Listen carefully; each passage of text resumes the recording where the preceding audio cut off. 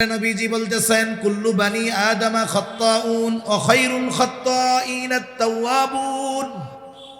বলে উত্তম পাপী হলো তারা যারা পাপ হওয়ার পরে পাপের উপরে স্থির থাকে না, বরং তারা তওবা করে পাপের থেকে ফিরে আল্লাহর কাছে ক্ষমা চায়। নবীজি বলেন এরা হলো উত্তম পাপী। সুবহানাল্লাহ। সব বনি আদম পাপী, তবে পাপ হওয়ার পরে যারা আল্লাহর কাছে মাফ চায় তারা হলো উত্তম পাপী।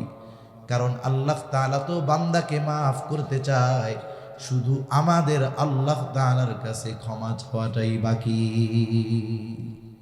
আমরা এখানে কেউ আছি যার পাপ টাপ নাই? আছেন নাকি দু একজন? সবার পাপ হয় কম বেশি, ইচ্ছায় অনিচ্ছায় হয়ে যায়। পাপ যত বড় হোক ক্ষমা করার ক্ষমতা আল্লাহর আছে না নাই? জোরে বলেন। এজন্য আল্লাহ তাআলা কোরআনুল কারীমের মধ্যে বলেন, ইয়া ইবাদিয়াল্লাযীনা আসরাফু আলা আনফুসিহিম লা তাকনাতু মির রাহমাতিল্লাহ। আল্লাহ তাআলা বলেন, ইয়া ইবাদি, হে আমার বান্দা। পাপীদেরকে আল্লাহ তাআলা পাপী বলে সম্বোধন করেন নাই। অনেক সময় আছে দেখবেন জটিল রোগী ডাক্তারের কাছে যাওয়ার পর ডাক্তারের সুন্দর কথা শুনেই সে অর্ধেক সুস্থ হয়ে যায়, ঠিক না? আবার অনেক সুস্থ রোগী ডাক্তারের কথায় অর্ধেক শেষ। আল্লাহ তাআলা ডাক দিচ্ছে, ইয়া ইবাদি, হে আমার বান্দা। এই ডাকের মাঝে কত মায়া, কত ভালোবাসা, এটা অর্থ করে বোঝানো যাবে না। কত দয়া মায়া করে আল্লাহ ডাক দিয়া বলে, আল্লাযীনা আসরাফু আলা আনফুসিহিম, যারা নিজের উপরে নিজে বাড়াবাড়ি করছো, নফসের উপরে বাড়াবাড়ি করছো। তার মানে এত পরিমাণ পাপ তুমি করছো যে এখন তুমি নিজে মনে করতেছো এই পাপ মনে হয় আল্লাহ তোমারে মাফ করতে পারবে না। এটাও কিন্তু শয়তানের একটা ধোঁকা। পাপ করার পরে যদি মনের মধ্যে এই কথা আসে যে তুই যে পাপ করছস তোরে আল্লাহ মাফ করবে না, সুতরাং এখন যদি পাপ মাফই না করলো তাহলে দুনিয়াও গেল আখেরাতও গেল, তার চেয়ে দুনিয়ায় পাপ করে হায়াতটা কাটায় দেয়। শয়তান এই ধোঁকা এটা মানুষের অন্তরে দেয়। অথচ বলুন, পাপ যদি আসমান পরিমাণও হয়, মাফ করার ক্ষমতা আছে কার? আমার আপনার মালিক তো সেই মালিক। বলে 100 হত্যা করছে, তারেও যিনি মাফ করেছেন তিনি কে? আরে বনি ইসরাইলের এক ব্যক্তি 99টা মানুষের হত্যা করছে। 99 হত্যা করার পর তার মনের মধ্যে অনুশোচনা জাগ্রত হয়েছে যে না, এই কাজ আর করা যাবে না। এবার মানুষদেরকে বলতেছে, আমাকে সবচেয়ে বড় বিজ্ঞ মানুষের সন্ধান দাও, আমি তার কাছে যাইতে চাই, তওবা করতে চাই। মানুষেরা তাকে একজন খ্রিস্টান সন্ন্যাসীর সন্ধান দিছে। সে তো সন্ন্যাসী, আলেম না। এইবার ওই লোকটা তার কাছে গিয়া বলে, আমি 99টা খুন করছি, আমারে কি আল্লাহ মাফ করবে নাকি? সন্ন্যাসী, আলেম তো আর না। এই জায়গায় আলেম আর আবেদের মধ্যে পার্থক্য। এখন ওই ব্যক্তি আবেদ, তবে আলেম না। ও শুই নাই, কয় না, তোরে জীবনেও আল্লাহ মাফ করবে না। মাপ যেহেতু করবেই না, তাইলে 100 পুরাইতে আর অসুবিধা কোথায়? ঠিক না? এইবার দিছে ওই সন্ন্যাসীরে মাইরা, যা, মাপ যেহেতু করবেই না, তুইও শেষ, 100 পুরিয়া গেছে। আবার কিছুদিন পর তার অন্তরের মধ্যে তাওবার আগ্রহ জাগ্রত হয়েছে, অনুশোচনা জাগ্রত হয়েছে। এইবার মানুষদেরকে বলে, আমার একজন বিজ্ঞ আলেমের সন্ধান দাও। মানুষেরা তাকে একজন আলেমের সন্ধান দিল। তার কাছে গিয়া বলে, আমি 100 হত্যা করছি, আমাকে কি আল্লাহ মাফ করবে নাকি? ওই যে দেখেন, ছোট রোগ নিয়ে ও ডাক্তারের কাছে যদি যায়, উল্টাপাল্টা কথা বললে ও শেষ। বড় রোগ নিয়েও যদি যায়, কিন্তু কথার কারণে সে অর্ধেক সুস্থ হয়ে যায়। এই ব্যক্তি বলতেছে, 100 খুন করছো, অবশ্যই তোমারে আল্লাহ মাফ করে দিবে। সুবহানাল্লাহ। তবে তুমি এক কাজ করো, অমুক এলাকায় একটা গ্রাম আছে, ওই গ্রামে অনেক আবেদ আছে, ওই জায়গায় যাও, ওইখানে চলে যাও, আল্লাহর কাছে মাফ চাও, আল্লাহ তোমারে মাফ করে দিবে। লোকটা এবার তার বাড়ি থেকে ওই গ্রামের দিকে রওনা হয়ে গেল। কিছু দূর যাওয়ার পর তার মৃত্যুর সময় হয়ে গেছে। নেককার বান্দার মৃত্যুর সময় যখন হয়, মৃত্যুর ফিরিস্তারা আসে এক গ্রুপ, আর বদকারের সময় যখন হয় তখন আসে আর এক গ্রুপ। মৃত্যুর ফিরিস্তাদের লিডার হলো আজরাইল আলাইহিস সালাম। তবে জান কবজের সময় আজরাইল আলাইহিস সালামের গ্রুপ হলো দুইটা। বলে নেককারদের জন্য এক গ্রুপ, বদকারদের জন্য আর এক গ্রুপ। নেককারদের গ্রুপ যেইটা, বলে তারা তো সাদা পোশাকে সুন্দর সুশ্রী চেহারায় হাতের মধ্যে নরম কাপড় নিয়ে ওই নেককার মৃত্যু পথযাত্রী ব্যক্তির কাছে হাজির হয়। আর বদকার ব্যক্তির ক্ষেত্রে দুর্গন্ধ বিভৎস চেহারার খসখসে কাপড় নিয়ে বদকারের কাছে যখন ওই মৃত্যুর ফিরিস্তারা আসে, ভয়ে তার অবস্থা খারাপ হয়ে যায়। তাহলে মানুষের কাছে আসবে যে কোনো এক গ্রুপ, কিন্তু এই আল্লাহর বান্দার কাছে আসছে দুই গ্রুপ। আইসা এখন দুই গ্রুপে তর্ক লাগাইয়া দিছে। বলে এটা হলো আমার দলের লোক, ও কয় আমার দলের লোক, মানে আমরা হলো ওর জান কবজ করব। তওবা করে নাই এখনো। আর এক গ্রুপ বলে বেটা তওবার জন্য তো রওনা দিছে, আমরা ওর জান কবজ করব। দুই গ্রুপের মধ্যে তর্কাতর্কি, সমাধান দিয়ে দিলেন আল্লাহ। তাহলে এক কাজ করো, জায়গা মাপো। ওই ব্যক্তি যদি নেককার বান্দাদের নিকটবর্তী হয়, বাড়ি থেকে রওনা দিয়েছে, যদি এখনের অবস্থান যদি নেককার বান্দাদের গ্রামের কাছাকাছি হয়, তাহলে নেককার বান্দাদের জান কবজের দায়িত্বে যেই ফিরিস্তারা নেককার হিসাবে তার জান কবজ করবে। আর যদি তার বাড়ি কাছাকাছি হয়, তাহলে সে বদকার বলে গণ্য হবে। আর ওই বদকারদের জান কবজ করার দায়িত্বে যারা, তারা তার জান কবজ করবে। এইবার জমিন মাপা হলো। এখান থেকে কয়েক ধরনের বর্ণনা পাওয়া যায়। এক নাম্বার বলে, লোকটা যখন মৃত্যুর সময় জমিনের উপরে পড়ে গেছে, সে পড়ে গেছে, হাঁটতে পারে না ঠিক, কিন্তু চলা থামায় নাই। বুক দিয়া ঘষে ঘষে অল্প কিছু দূর অগ্রসর হলো। আলহামদুলিল্লাহি ওয়া কাফা ওয়া সালামুন আলা ইবাদিহিল্লাযীনা ইসতাফা।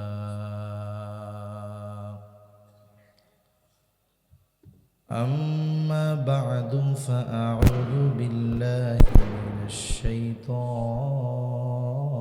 الرجيم.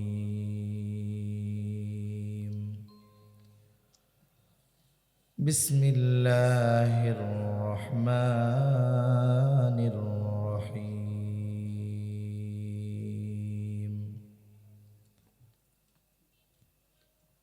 قل يا عبادي الذين أسرفوا على أنفسهم لا تقنطوا من رحمة الله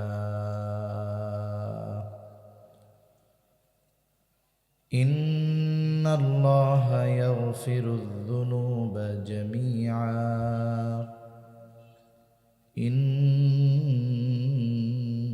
إنه هو الغفور الرحيم.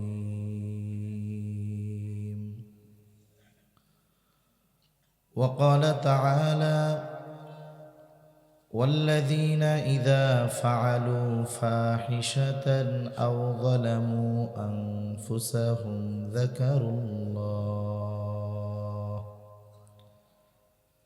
فاستغفروا لذنوبهم ومن يغفر الذنوب إلا الله ولم يصروا على ما فعلوه وهم يعلمون.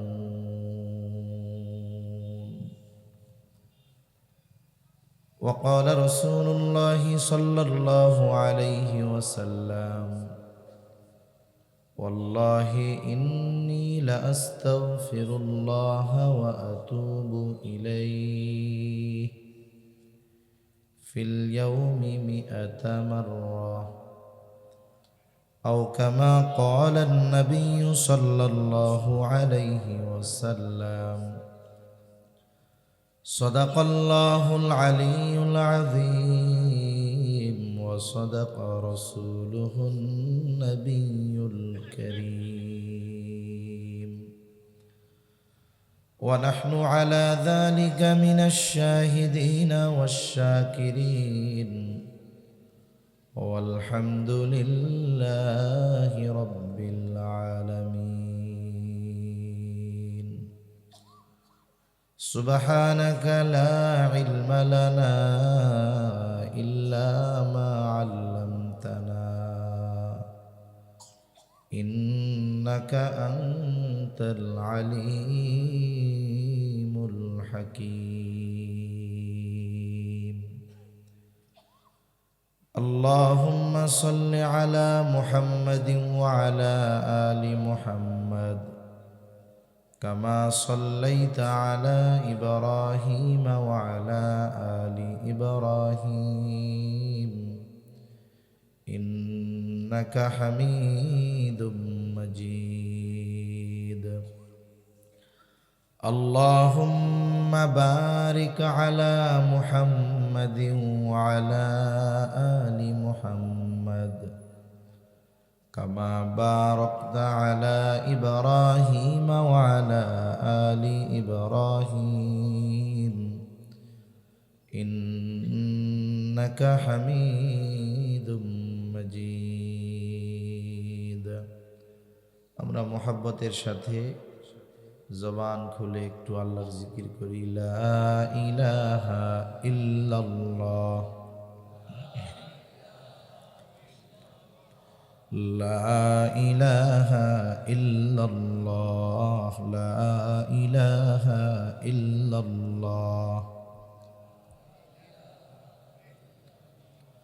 লা ইলাহা ইল্লাল্লাহ মুহাম্মাদুর রাসূলুল্লাহ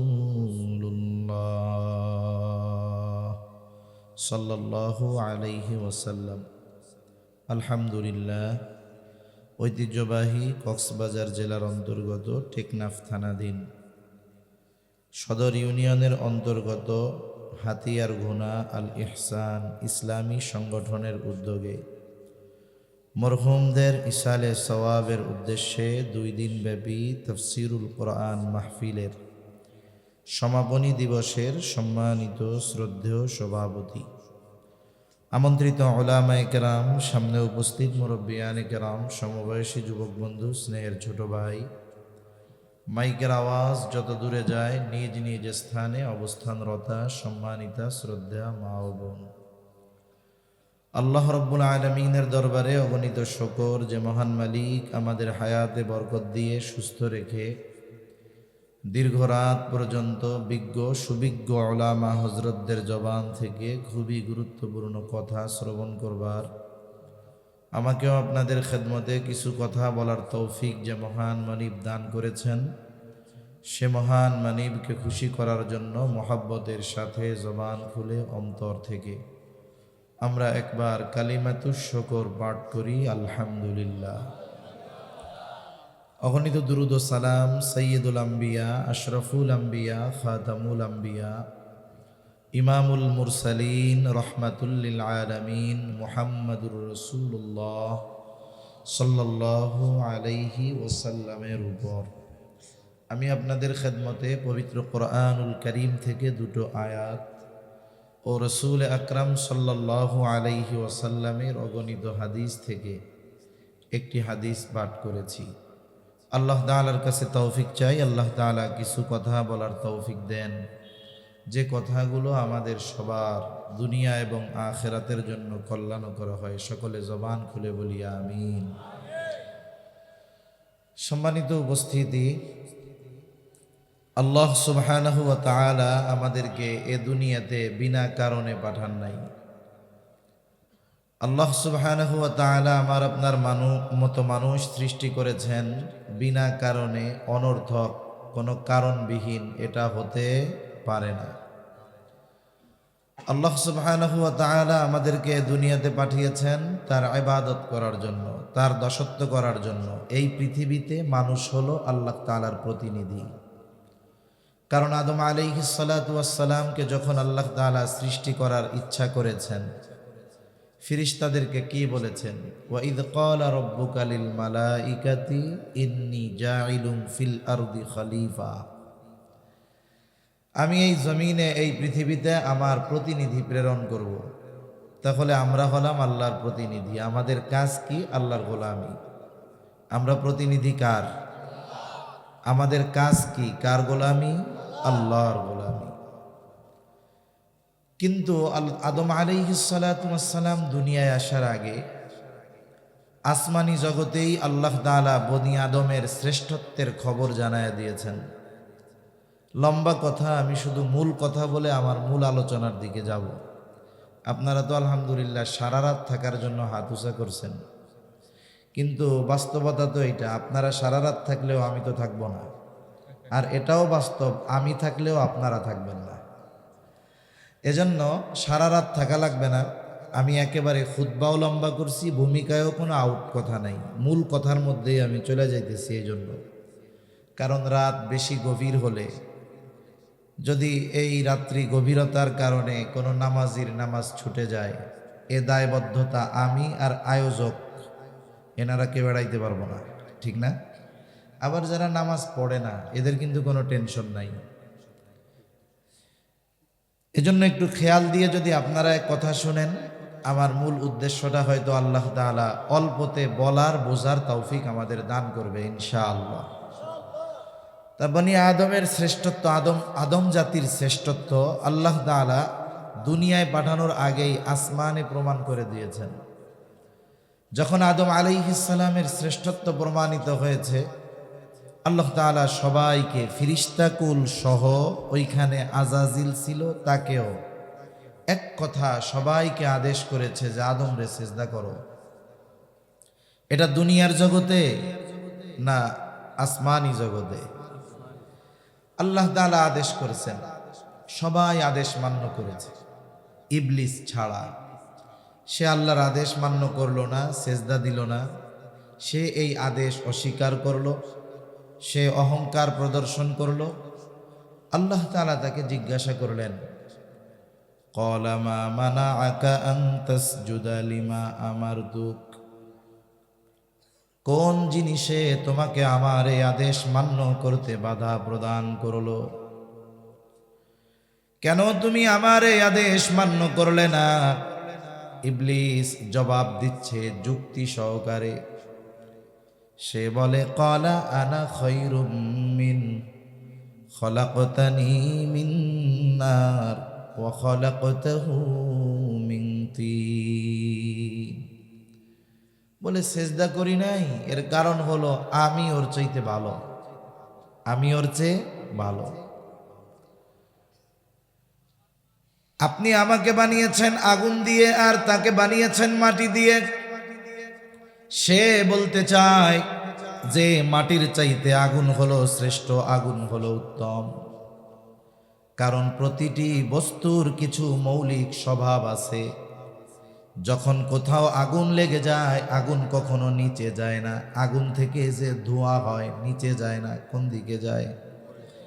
কেন ধোঁয়া উপরে যায়? বলে আগুনের গতি উপরের দিক, এই জন্য ধোঁয়াও যায় উপরের দিক।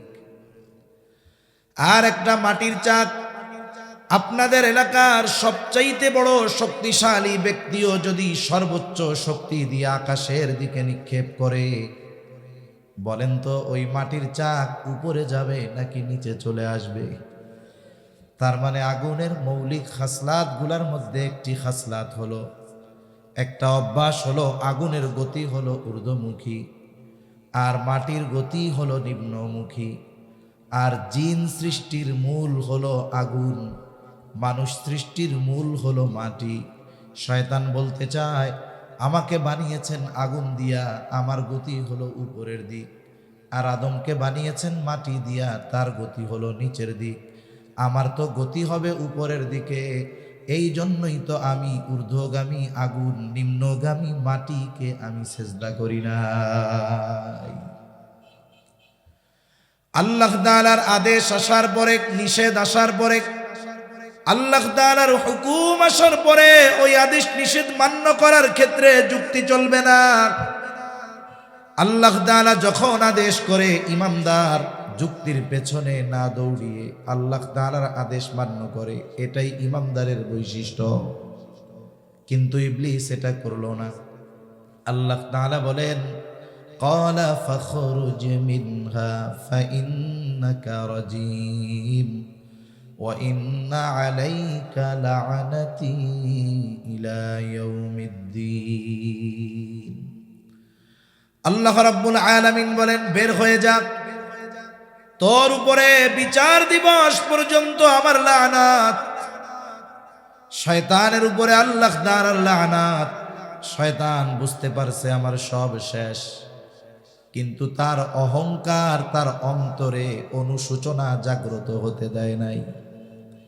এই জন্য অহংকার কঠিন এক রোগ, আসমান জমিনে সংগঠিত হওয়া প্রথম রোগ। বলে এই অহংকার, এটা আল্লাহ তাআলার চাদর। অহংকারের রোগ হলো এমন রোগ, এটা জীবন বিধ্বংসী জীবাণুর মতো। অনেক সময় ক্যান্সারের জীবাণু ছোট থাকলেও এটা জীবন ধ্বংস করে দেয়। আর অহংকার এটা এমন এক জীবাণু, এটা মানুষের ঈমান আমলকে ধ্বংস করে দেয়। শয়তান আল্লাহ তাআলার এই কঠোর নির্দেশনার পর অনুতপ্ত হয় নাই, বরং সে শুধু আদম আলাইহিস সালামকে নয়, কিয়ামত পর্যন্ত যত বনি আদম দুনিয়ায় আসবে সবার প্রতি শত্রুতা লালন করে নিল। এইবার সে আল্লাহ তাআলার কাছে কিছু অবকাশ চাইল, সুযোগ চাইল।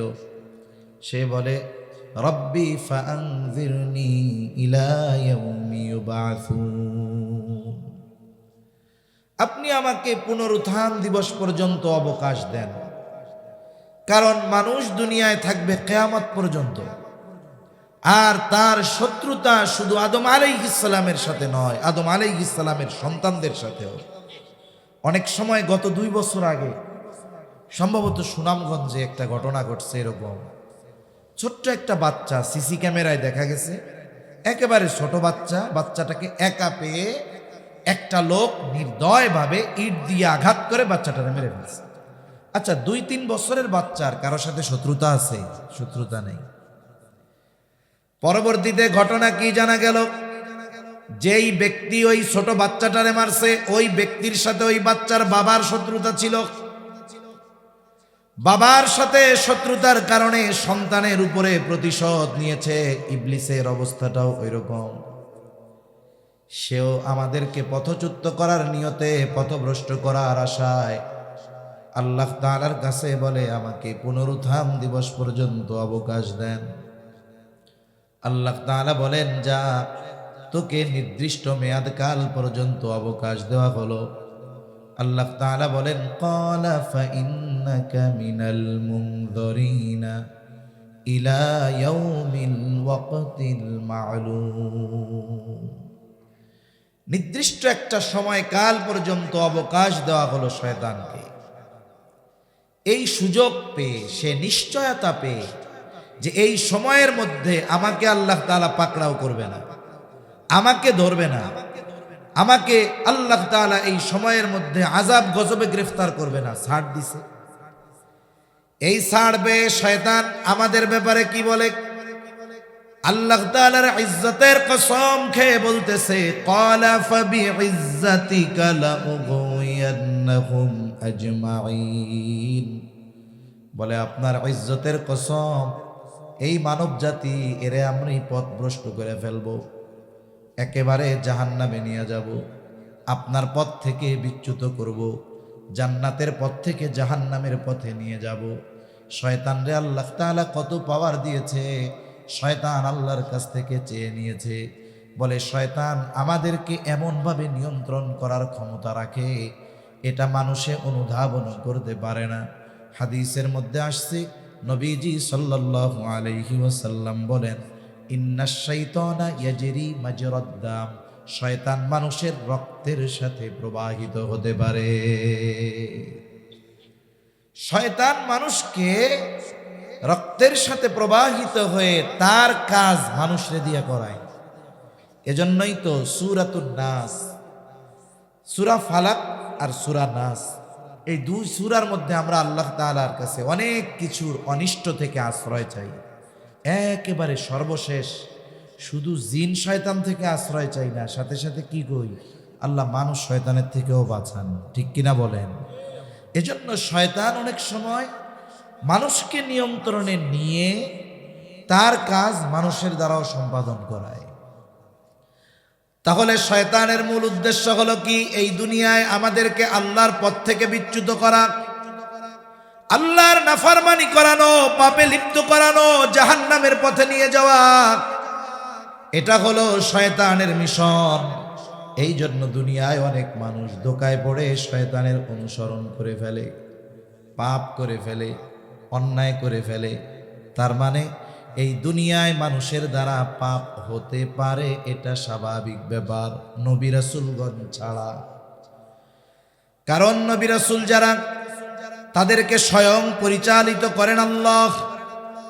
এজন্য সব নবী রাসূলগণ মাসুম, তাদের কোনো পাপ নাই। তারা ব্যতীত যত বনি আদম আছে, নবীজি সাল্লাল্লাহু আলাইহি ওয়াসাল্লাম বলেন, কুল্লু বানি আদম খাত্তাউন ওয়া খায়রুল খাত্তাইন আত-তাওয়াবুন।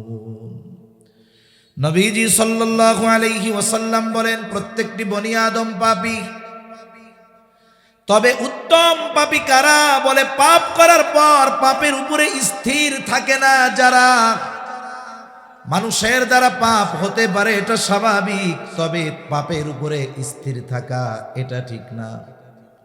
মানুষের দ্বারা পাপ হবে, এটা স্বাভাবিক। তিরমিজির এক বর্ণনার মধ্যে আসছে, আল্লাহর দয়া কত, রহমত কত।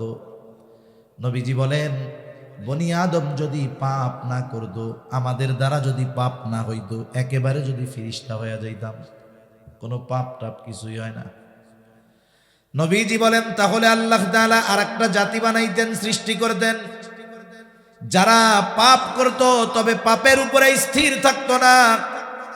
পাপ করার পরে আল্লাহর কাছে অনুশোচনায় লিপ্ত হতো, ক্ষমা চাইতো, তাওবা করত, আর আল্লাহ তাআলা তাদের পাপগুলোকে মাফ করে দিতে।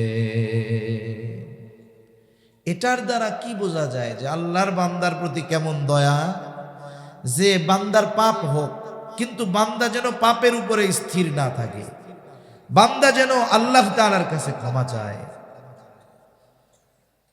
তাহলে নবীজি বলতেছেন, কুল্লু বানি আদম খাত্তাউন ওয়া খায়রুল খাত্তাইন আত-তাওয়াবুন। বলে উত্তম পাপী হলো তারা যারা পাপ হওয়ার পরে পাপের উপরে স্থির থাকে না, বরং তারা তাওবা করে পাপের থেকে ফিরে আল্লাহর কাছে ক্ষমা চায়। নবীজি বলেন, এরা হলো উত্তম পাপী। সুবহানাল্লাহ। সব বনি আদম পাপী, তবে পাপ হওয়ার পরে যারা আল্লাহর কাছে মাফ চায় তারা হলো উত্তম পাপী। কারণ আল্লাহ তাআলা তো বান্দাকে মাফ করতে চায়, শুধু আমাদের আল্লাহ তাআলার কাছে ক্ষমা চাওয়াটাই বাকি। আমরা এখানে কেউ আছি যার পাপ টাপ নাই? আছেন নাকি দু একজন? সবার পাপ হয় কম বেশি, ইচ্ছায় অনিচ্ছায় হয়ে যায়। পাপ যত বড় হোক, ক্ষমা করার ক্ষমতা আল্লাহর আছে না নাই? জোরে বলেন। এজন্য আল্লাহ তাআলা কোরআনুল কারীমের মধ্যে বলেন, ইয়া ইবাদিয়াল্লাযীনা আসরাফু আলা আনফুসিহিম লা তাকনাতু মির রাহমাতিল্লাহ। আল্লাহ তাআলা বলেন, ইয়া ইবাদি, হে আমার বান্দা। পাপীদেরকে আল্লাহ তাআলা পাপী বলে সম্বোধন করেন নাই। অনেক সময় আছে দেখবেন, জটিল রোগী ডাক্তারের কাছে যাওয়ার পর ডাক্তারের সুন্দর কথা শুনেই সে অর্ধেক সুস্থ হয়ে যায়, ঠিক না? আবার অনেক সুস্থ রোগী ডাক্তারের কথায় অর্ধেক শেষ। একজন গেছে ডাক্তারের কাছে, অনেক জটিল রোগে আক্রান্ত। ডাক্তার টেস্ট টুস্ট কইরা তারে বলতেছে, আরে চাচা আপনি এত টেনশন করেন কেন? এর চাইতে কত জটিল রোগী আল্লাহ ভালো বানায় দিছে, আপনি তো সুস্থই আছেন। আপনি শুধু নামাজ কালাম ঠিক মতো পড়বেন, আর আমি যে ওষুধগুলা দিছি এগুলো নিয়ম মাফিক খাবেন, 1 মাস পর আমার সাথে ইনশাল্লাহ দেখা করবেন, কিচ্ছু হয় না আপনার, যান বাড়ি যান। অথচ লোকটা জটিল রোগে আক্রান্ত, কিন্তু ডাক্তারের এই কথায় তার মনোবল বাড়বে না কমবে? বাড়ি এসে বলবে, আরে বড়া ডাক্তারে কই আর কিছু নয়, এরকম বলবে না এসে? আর একজনের একটু ঠান্ডা জ্বর লাগছে, একটু ঠান্ডা লাগছে, স্বাভাবিক লাগে এটা। এখন ডাক্তারের কাছে গেছে, ডাক্তার যেই 2-4 বার হাসি দিছে, কাশি দিছে, কয় আপনি তো গেছেন গে, আপনার তো করোনা হয়েছে, আপনি তো শেষ। এইবারে বেড়ার তো কিছুই হয় নাই, না পা একটা খাইলে শেষ শেষ হয়ে যাবে সব। কিন্তু যখন ডাক্তার বলছে যে এই শেষ, দেখবেন ও আসলেও আদামরা হয়ে যাবে। ঠিক কিনা বলেন? আল্লাহ তাআলা বান্দাকে ডাক দিচ্ছে, পাপী বান্দা, কত আবেগ নিয়ে, দরদ নিয়ে। আরবি ভাষার কিছু কথা আছে যেটা শুধু অনুবাদ করে শ্রোতার সামনে বলা যায়, কিন্তু এই কথার গভীরতা, এই কথার মাধুর্যতা, এটা অনুবাদ দিয়ে বোঝানো যায় না, এটা অন্তর দিয়ে বুঝতে হয়। আল্লাহ তাআলা ডাক দিচ্ছে, ইয়া ইবাদি, হে আমার বান্দা। এই ডাকের মাঝে কত মায়া, কত ভালোবাসা, এটা অর্থ করে বোঝানো যাবে না। কত দয়া মায়া করে আল্লাহ ডাক দিয়া বলে, আল্লাযীনা আসরাফু আলা আনফুসিহিম, যারা নিজের উপরে নিজে বাড়াবাড়ি করছো, নফসের উপরে বাড়াবাড়ি করছো, তার মানে এত পরিমাণ পাপ তুমি করছো যে এখন তুমি নিজে মনে করতেছো এই পাপ মনে হয় আল্লাহ তোমারে মাফ করতে পারবে না। এটাও কিন্তু শয়তানের একটা ধোঁকা। পাপ করার পরে যদি মনের মধ্যে এই কথা আসে যে তুই যে পাপ করছস তোরে আল্লাহ মাফ করবে না, সুতরাং এখন যদি পাপ মাফই না করলো তাহলে দুনিয়াও গেল আখেরাতও গেল, তার চেয়ে দুনিয়ায় পাপ করে হায়াতটা কাটায় দেয়। শয়তান এই ধোঁকা এটা মানুষের অন্তরে দেয়। অথচ বলুন, পাপ যদি আসমান পরিমাণ হয়, মাফ করার ক্ষমতা আছে কার? আমার আপনার মালিক তো সেই মালিক। বলে 100 হত্যা করছে, তারেও যিনি মাফ করেছেন তিনি কে? আরে বনি ইসরাইলের এক ব্যক্তি 99টা মানুষের হত্যা করছে। 99 হত্যা করার পর তার মনের মধ্যে অনুশোচনা জাগ্রত হয়েছে যে না, এই কাজ আর করা যাবে না। এবার মানুষদেরকে বলতেছে, আমাকে সবচেয়ে বড় বিজ্ঞ মানুষের সন্ধান দাও, আমি তার কাছে যাইতে চাই, তওবা করতে চাই। মানুষেরা তাকে একজন খ্রিস্টান সন্ন্যাসীর সন্ধান দিছে। সে তো সন্ন্যাসী, আলেম না। এইবার ওই লোকটা তার কাছে গিয়া বলে, আমি 99টা খুন করছি, আমারে কি আল্লাহ মাফ করবে নাকি? সন্ন্যাসী, আলেম তো আর না। এই জায়গায় আলেম আর আবেদের মধ্যে পার্থক্য। এখন ওই ব্যক্তি আবেদ, তবে আলেম না। ও শুই নাই, কয় না, তোরে জীবনেও আল্লাহ মাফ করবে না। মাপ যেহেতু করবেই না, তাইলে 100 পুরাইতে আর অসুবিধা কোথায়? ঠিক না? এইবার দিছে ওই সন্ন্যাসীরে মাইরা, যা, মাপ যেহেতু করবেই না, তুইও শেষ, 100 পুরিয়া গেছে। আবার কিছুদিন পর তার অন্তরের মধ্যে তাওবার আগ্রহ জাগ্রত হয়েছে, অনুশোচনা জাগ্রত হয়েছে। এইবার মানুষদেরকে বলে, আমার একজন বিজ্ঞ আলেমের সন্ধান দাও। মানুষেরা তাকে একজন আলেমের সন্ধান দিল। তার কাছে গিয়া বলে, আমি 100 হত্যা করছি, আমাকে কি আল্লাহ মাফ করবে নাকি? ওই যে দেখেন, ছোট রোগ নিয়ে ও ডাক্তারের কাছে যদি যায়, উল্টাপাল্টা কথা বললে ও শেষ।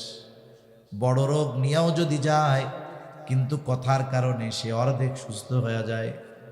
এই ব্যক্তি বলতেছে, 100 খুন করছো, অবশ্যই তোমারে আল্লাহ মাফ করে দিবে। সুবহানাল্লাহ। তবে তুমি এক কাজ করো, অমুক এলাকায় একটা গ্রাম আছে, ওই গ্রামে অনেক আবেদ আছে, ওই জায়গায় যাও, ওইখানে চলে যাও, আল্লাহর কাছে মাফ চাও, আল্লাহ তোমারে মাফ করে দিবে।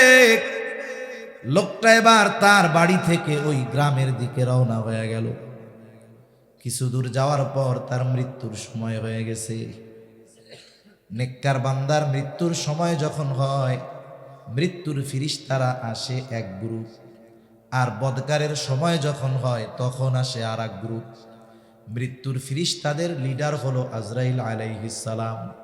তবে জান কবজের সময় আজরাইল আলাইহিস সালামের গ্রুপ হলো 2টা।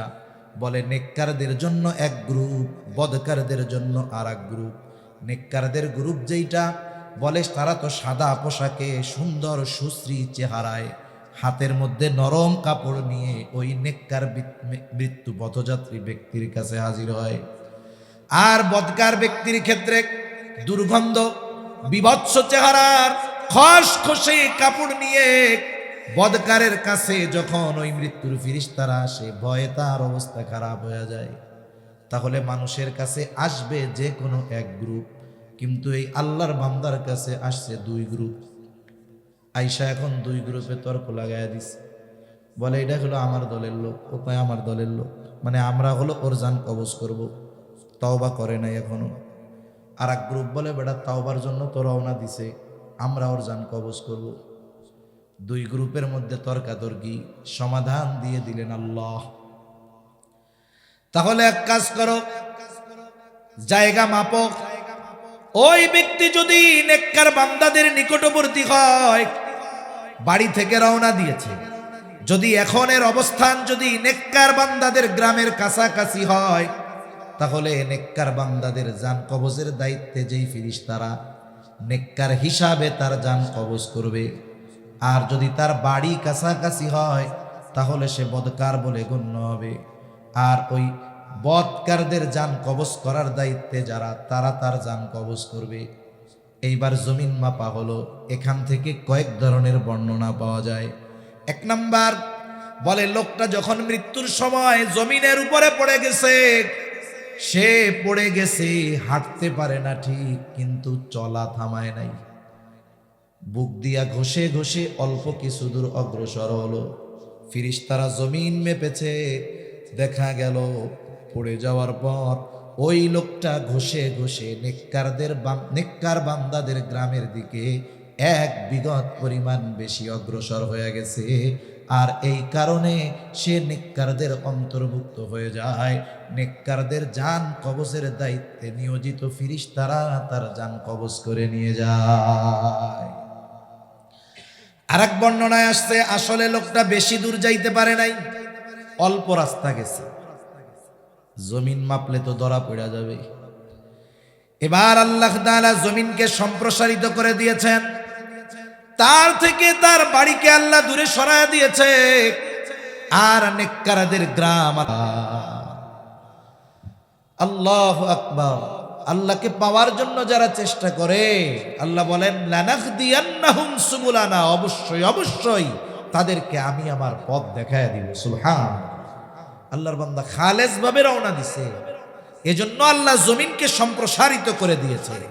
তার তাওবা আল্লাহ কবুল করে নিয়েছে, নেককারদের অন্তর্ভুক্ত হয়ে গেছে। সুবহান।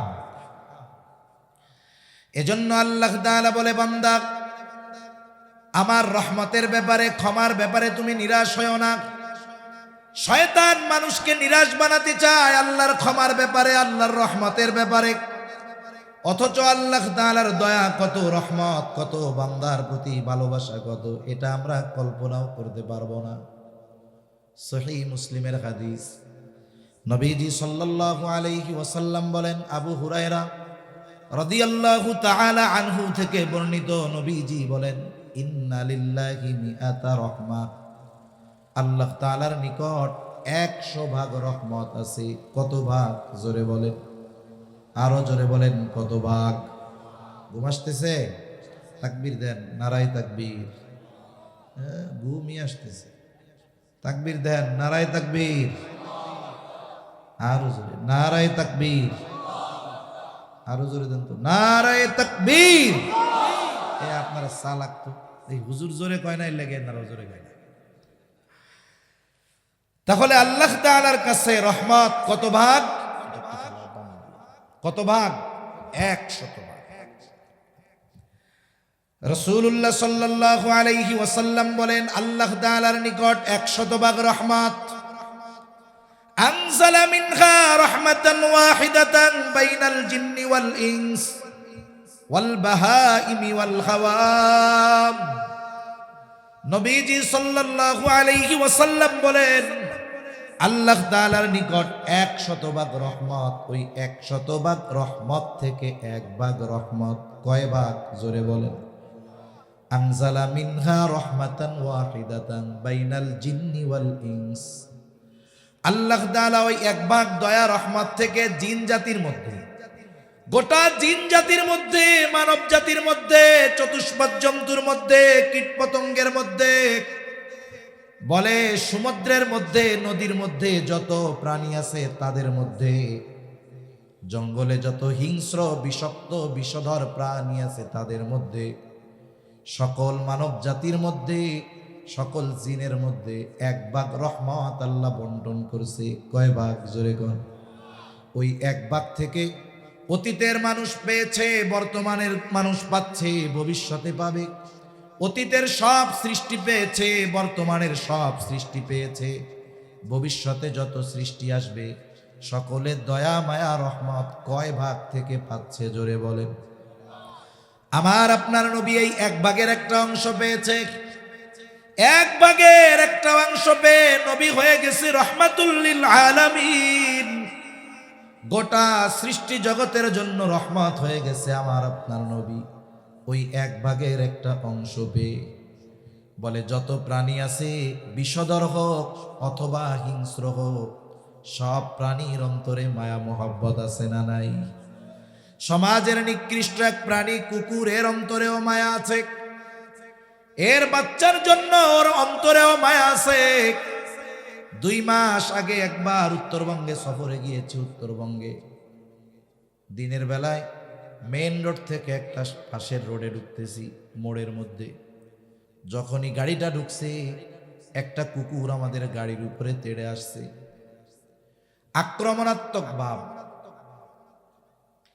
রাতের বেলায় অপরিচিত গাড়ি টাড়ি দেখলে কুকুর আক্রমণ করে, এটা স্বাভাবিক। আবার একটু ভয় ডর দিলে চলে যায়, এটাই স্বাভাবিক। কিন্তু কুকুরটা দিনের বেলা এমন তার ভাব, সে সামনে থেকে সহজে নড়ে না আর বিকট আওয়াজ করতেছে। আমার সাথে ওই এলাকার একজন আলেম, ওই বাজারেরই। আমি মজা করে বলতেছি, ভাই অন্যান্য এলাকার কুকুরগুলা রাতের বেলা দাওয়া দেয়, আপনাকে ওইটা দেখি দিনের বেলাও ছাড়ে না। এবার মৌলানা সাহেব বলতেছে, বাইরে এই কুকুরটা বেশ কিছুদিন আগে এই মোড়ের মধ্যে তার বাচ্চা সহকারে কুকুরটা শুয়েছিল। মেইন রোড থেকে একটা ট্রাক ঢুকছে, ট্রাকের চাকায় পিষ্ট হয়ে এই কুকুরের বাচ্চা মারা গেছে। কুকুরটা সরে গেছে। বলে যেই দিন তার বাচ্চাটা ট্রাকের চাকায় পিষ্ট হয়ে মারা গেছে, ওই দিন থেকে কুকুরটার এই জায়গা থেকে নড়ে না। বাজারের মানুষ যা খাবার দেয় তাই খায়। কোনো গাড়ি যদি ঢুকতে দেখে সাথে সাথে ওই গাড়িটার উপরে আক্রমণ করে তেড়ে যায়। কেন? কারণ তার অন্তরের মধ্যে মায়া, বাচ্চার জন্য, সন্তানের জন্য। আজকে আসতেছি, হঠাৎ দেখি সামনে এমনি একটা ভিডিও আসছে মোবাইলের মধ্যে, একটা বানর মারা গেছে। বানর, তার বাচ্চা। বানর রে মাটি, কিছু মানুষ মাটি খুঁড়ে পুঁতা রাখবে আর কি। বাচ্চাটারে ছুটাইতে পারতেছে না, এমন ভাবে ওর মা কেউ ধরে রাখছে যে বাচ্চাটারে ছুটতেছে না। গাড়ির মধ্যে আমি আমার চোখের পানি রাখতে পারি নাই, লোকজন টান দিচ্ছে, ছড়ে না, ছুটাইয়া আনছে, ও যাওয়ার জন্য চেষ্টা করতেছে। চিন্তা করেন, সৃষ্টির একটা জীব কুকুর, এর অন্তরের মধ্যেও মায়া দিছেন কে? তাহলে গোটা সৃষ্টি জগতের মধ্যে আল্লাহ তাআলা রহমত বন্টন করেছে কত ভাগ?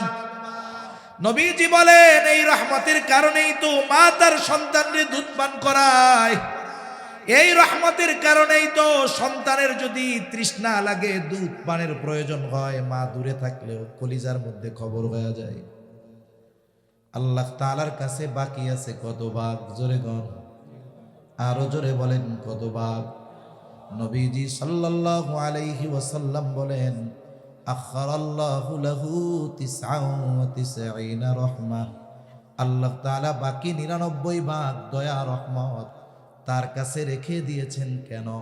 নবীজি বলেন, ইয়াগফিরু বিহি ইবাদাহু ইয়াউমাল কিয়ামাহ। আর এক বর্ণনায় আসছে, ইয়ারহামু বিহি ইবাদাহু ইয়াউমাল কিয়ামাহ। এই 99 ভাগ দয়া রহমত দিয়া আল্লাহ তাআলা কিয়ামতের দিন তার বান্দাদের মাফ করে দিবে।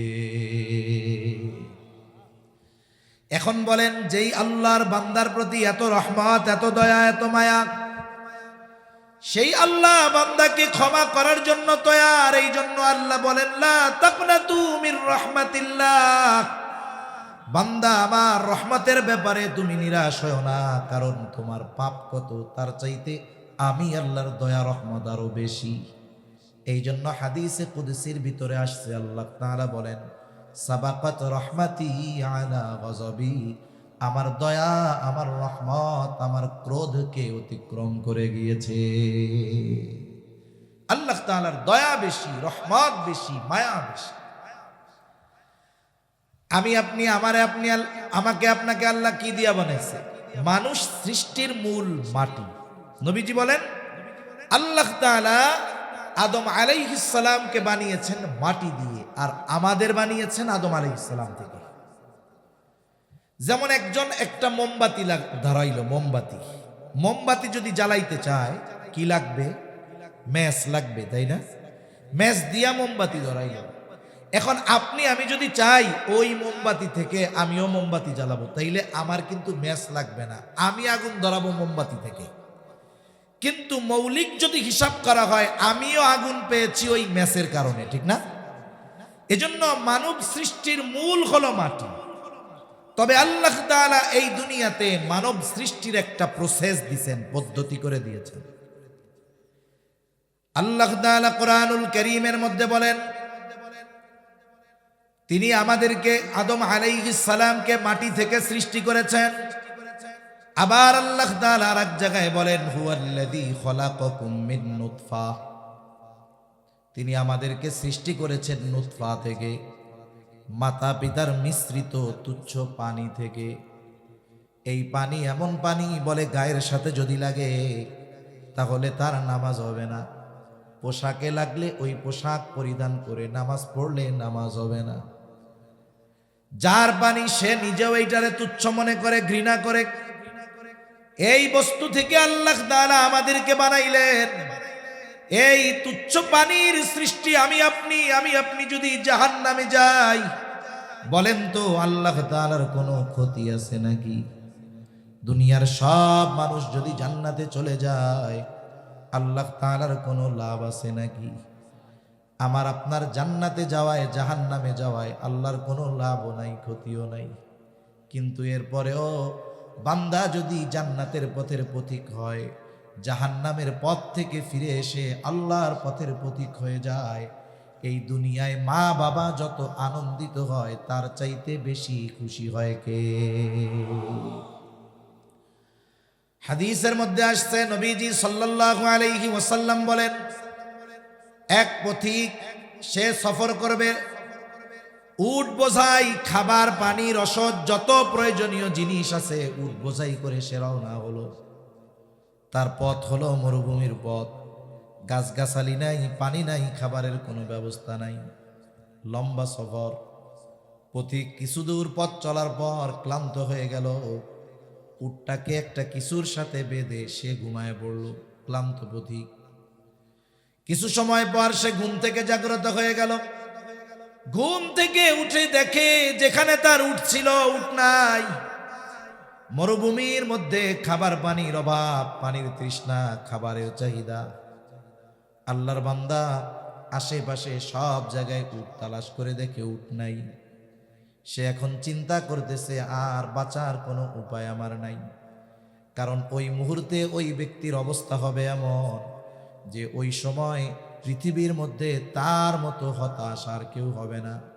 সন্ধ্যাও নেমে আসতেছে, সে হয়তো চিন্তা করতেছে খাবার পানির অভাবে এই মরুভূমির মধ্যেই আমার মৃত্যু হবে। কেমন যেন সাক্ষাৎ নিশ্চিত মৃত্যুর জন্য সে অপেক্ষমান। সে চিন্তা করলো, মরতেই তো হবে, উপায় তো আর নাই, আমি আমার ওই আগের জায়গায় ফিরা যাই। যেইখানে সে শুয়েছিল আবার ওইখানে চলে আসলো। একটু পরে সে খেয়াল করে দেখতেছে দূর থেকে তার ওই হারিয়ে যাওয়া উটটা রসদ সহ তার দিকে ফিরে আসতেছে। কেমন যেন অবস্থা এমন, সে সাক্ষাৎ মৃত্যু থেকে বেঁচে গেল, অবস্থাটা কেমন যেন এমন। আর ওই মুহূর্তে একটা ব্যক্তির অবস্থা এমনই হবে। ওই দৃশ্য যখন দেখলো উট তার দিকে ফিরে আসতেছে, আমার মনে হয় গোটা পৃথিবীতে ওই সময় তার মতো আনন্দিত আর কেউ ছিল না। কেন? কেমন যেন সে মৃত্যুর হাত থেকে ফিরে আসতেছে, নতুন জীবন লাভ করতেছে। ব্যক্তি উটের আগমন দেখে এত আনন্দিত হইছে, এত খুশি হইছে যে খুশির ঠেলায় সে বাসা হারায় ফেলছে। অনেক সময় মানুষ খুশিতে শুধু হাসে তা না, খুশিতে কান্নাও করে দেয়। দেখছেন না? খুশিতে কান্না থামাইতে পারে না, আবেগ আপ্লুত হয়ে যায়। আবার অনেক সময় খুশির ঠেলায় কি বলবে, ভাষা হারায় ফেলে, উল্টা পাল্টা হয়ে যায়। লোকটা যখন দেখলো তার হারিয়ে যাওয়া উট তার দিকে ফিরে আসতেছে, লোকটা আনন্দের ঠেলায় আল্লাহরে কয়, আল্লাহ তুমি আমার গোলাম, আমি তোমার রব। খুশিতে উল্টা পাল্টা হয়ে গেছে। তার মানে লোকটা কত খুশি হয়েছে হারানো উট ফিরে পেয়ে, কেমন যেন সে নতুন এক জীবন পেয়ে গেছে।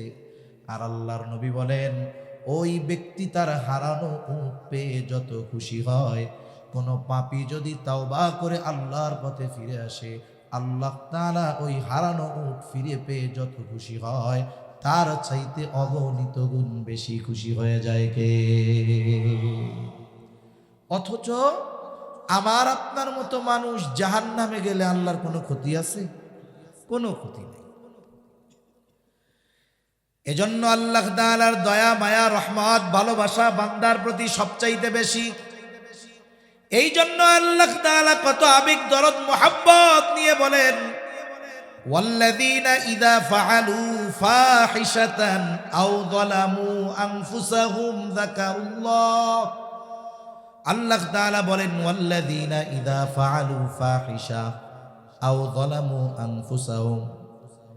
আল্লাহ রাব্বুল আলামিন বলেন, বান্দা যখন ফাহেশা কাজে লিপ্ত হয়, পাপাচারে লিপ্ত হয়ে যায়, নিজের উপরে নিজে জুলুম করে, তার মানে পাপের সর্বোচ্চ অবস্থানে সে যখন চলে যায়, ওই পাপ থেকে বিরত হয়ে সে যখন আল্লাহকে স্মরণ করে, আল্লাহকে স্মরণ করে আল্লাহর কাছে ক্ষমা চায়, ফাস্তাগফারু লিযুনুবিহিম, অতীতে ওই যে গুনাহগুলো করেছিল এগুলো স্মরণ করে যখন আল্লাহর কাছে ক্ষমা চায়, আল্লাহ তাআলা বলেন, ওয়ামান ইয়াগফিরুয যুনুবা ইল্লাল্লাহ।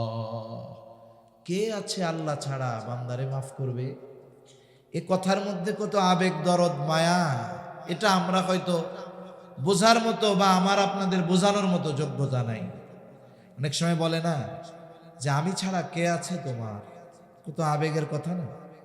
সোজাসুজি যদি বলতো আমি আছি, এই কথাটার আবেগ দরদ, আর এই কথাটা আমি ছাড়া কে আছে তোমার, এই দুই কথার মধ্যে পার্থক্য আছে না? আল্লাহ তাআলা বলেন, কে মাফ করবে বান্দারে আল্লাহ ছাড়া? সুবহানাল্লাহ বলেন। তার মানে আল্লাহ মাফ করার জন্য প্রস্তুত, খালি আল্লাহর কাছে মাফ চাই, মাফ করে দিবেন কে? এজন্য আমাদের কি দরকার? আত্ম উপলব্ধি দরকার, আত্ম অনুশোচনা দরকার, চিন্তা করার দরকার প্রতিনিয়ত যেই মালিকের রহমত আমার উপরে বর্ষিত হয়, বান্দার একটা মুহূর্ত অতিবাহিত হয় না যে আমি আপনি আল্লাহর রহমত ভোগ করি না। সামান্য আত্ম অনুশোচনা, সামান্য চিন্তা, সামান্য কথা মানুষের জীবন পরিবর্তনের কারণ হতে পারে কি পারে না? সামান্য চিন্তা, সামান্য কথা মানুষের জীবন পরিবর্তন করে দিতে পারে। রাসূলুল্লাহ সাল্লাল্লাহু আলাইহি ওয়াসাল্লাম বনি ইসরাইলের এক জালেমের ঘটনা সাহাবায়ে কেরামকে বারবার শোনায়েছেন। আব্দুল্লাহ ইবনে উমর রাদিয়াল্লাহু তাআলা আনহু বলেন, বনি ইসরাইলের এক জালেম ছিল, তার নাম হলো কিফিল। নবীজি এই কিফিলের ঘটনা একবার দুইবার নয়, বারবার সাহাবায়ে কেরামকে শুনাইছে। নবীজি বলেন, বনি ইসরাইলের ওই জালেম কিফিল এমন কোনো পাপ নাই সে করে নাই, তার মানে সব পাপের অলরাউন্ডার। বনি ইসরাইলের ওই জালেম সব পাপে অভ্যস্ত ব্যক্তি। তার পাপগুলার মধ্যে একটি পাপ ছিল, মানুষকে সে সুদের উপরে টাকা দিত। সুদখোর আসেনি আপনাকে এলাকায়? জোরে বলেন আসেনি? মাটি খুঁড়লে কেঁচো পাওয়া যায়, কেঁচো চিনেন? কেঁচো চিনেন না? কালা কালা লম্বা লম্বা মাটি খুঁড়লে পাওয়া যায়, এমন এটি নাই, কমে গেছে আর কি, তাই না? কেচ্চ বলে, কেচ্চ। কত শব্দ শিখলাম, টাইফুন না কি শিখলাম জানি, টাইয়ন, হায় আল্লাহ, কই টমেটো আর কই টাইম। আল্লাহু আকবার, ভাষার সৌন্দর্য। আসলে আপনারা যে ভাষায় বলেন, এটা আপনারা যখন বলেন সুন্দর লাগে, আর যখন আমরা তো আর ওই মাতৃভাষা না, আমরা বললে একটু অন্যরকম লাগে। যে যাকে আল্লাহ যেই ভাষা দিছে, বুঝি আর না বুঝি, তার জবানে ওই ভাষা শুনতে মজা লাগে কি লাগে না? আমার অনেক পরিচিত জন আছে, আব্দুল্লাহ আল মারুফ ভাইয়ের বয়ান শুনে, কিছু বুঝোস নি, কয় কিছু বুঝি না কিন্তু ভাল লাগে। কিছু বুঝে না কিন্তু কি লাগে, ভালো লাগে। কিন্তু আমি যদি আবার ওই ভাষায় বলার চেষ্টা করি তাহলে ভাল লাগবে না, কারণ টান গুন্না তো ঠিক থাকবে না, ঠিক না?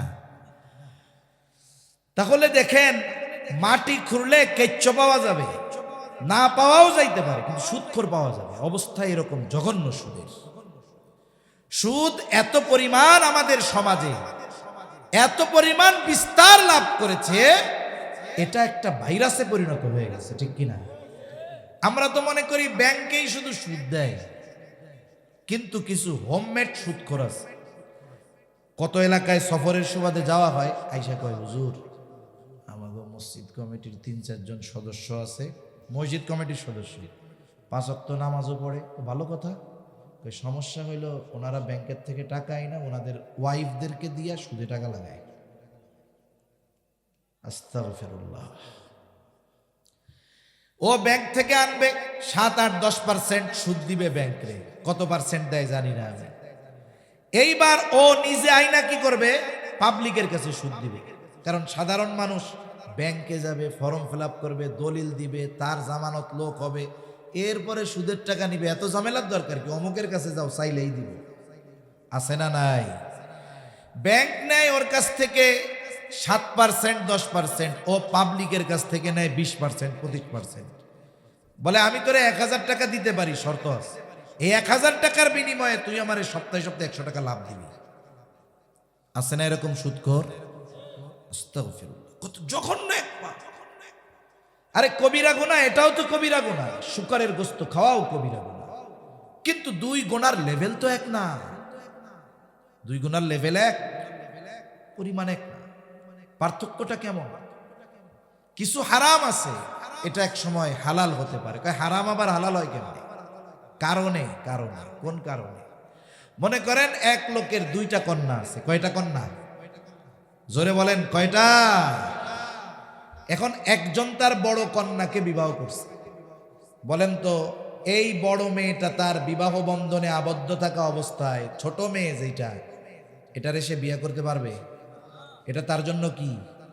এখন বড় মেয়ে মারা গেছে, ছোটটারে পারবো নি?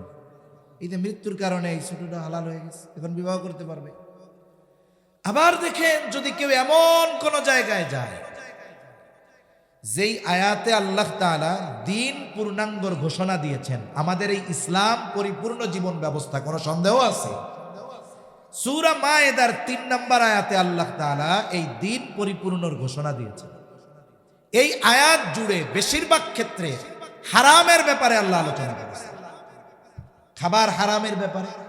সাথে সাথে আয়াতের শেষাংশে আল্লাহ বলে দিয়েছেন যেই সমস্ত বিষয়গুলো হারাম, শুকরের গোশত হারাম, রক্ত হারাম, মরা প্রাণী হারাম, মাছ ছাড়া।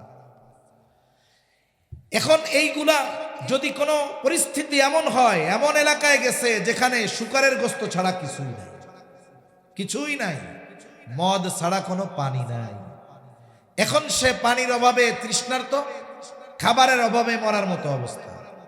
আল্লাহ সুযোগ দিয়ে দিয়েছে, যতটুকু তার জন্য দরকার বেঁচে থাকতে, অতটুকু গ্রহণ করার অনুমতি তাকে দেওয়া হয়েছে। এটা সুযোগ নাই যে ওই মুহূর্তে প্রয়োজন মেটার পরে, যান বাঁচানোর পরিমাণ খাওয়ার পরে সে চিন্তা করবে এরপরে কি হবে না হবে, আরো পেট ভরে খাই। ওই সুযোগ আছে? কতটুকু জায়েজ? যতটুকু তার জন্য না হলেই নয়।